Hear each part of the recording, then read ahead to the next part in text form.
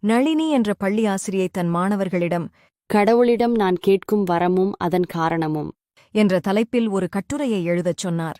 மாணவர்கள் சமர்ப்பித்த கட்டுரைகளில் ஒரு கட்டுரை மட்டும் நளினியை நெகிழ வைத்தது. அந்த கட்டுரையை அவர் தன் சக ஆசிரியை மாலதியிடம் கொடுத்து வீட்டிற்குச் சென்றதும் படிக்கச் சொன்னார். அந்த கட்டுரையை படித்து மாலதி அழத் தொடங்கினார். அப்போது தற்செயலாக அறைக்குள் வந்த அவருடைய கணவர், ஏன் அழுகிறாய் என்று கேட்க, என் சக ஆசிரியரின் மாணவி எழுதிய இந்த கட்டுரையை படித்துதான். நீங்களே படித்துப் பாருங்கள் என்றார். கணவரும் அதை படிக்கத் தொடங்கினார். கடவுளே, நீங்கள் எனக்கு வரம் தரவிருந்தால் தயவு செய்து என்னை ஒரு செல்போனாக மாற்றுங்கள். என் குடும்பத்திற்கு நான் முக்கியமானவளாக மாற வேண்டும். என் பெற்றோரின் முழு கவனமும் செல்போனில் இருப்பது போல என் மீதும் இருக்க வேண்டும். எங்க அப்பா வேலையிலிருந்து வீட்டிற்கு வரும்போது அவர் எவ்வளவு சோர்வாக இருந்தாலும் செல்போனுடன் நேரம் செலவிடுவது போல என்னுடனும் நேரம் செலவிடணும்.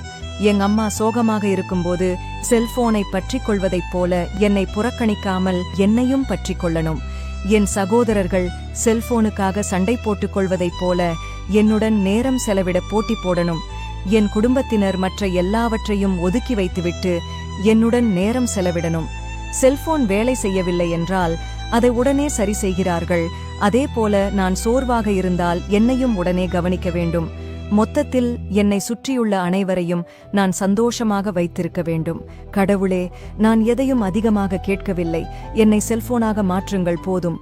இதை படித்ததும் அந்த கணவர், ஐயோ பாவம், அந்த குழந்தை மோசமான பெற்றோர்களாக இருப்பார்கள் போலிருக்கே என்று சொல்லி வருந்தினார். மாலதி அவரை பார்த்து, இந்த கட்டுரையை எழுதியதே நமது மகள்தான் என்றார். குழந்தைகள் நம் அன்பை உணரணுமே தவிர அதற்காக ஏங்கக்கூடாது. போராளி ஜெஸ்ஸி ஜாக்சனின் கூற்றோடு இந்த கதையை முடிக்கிறேன். Your children need your presence more than your presence. நன்றி. மீண்டும் அடுத்த வீடியோவில் சந்திப்போம்.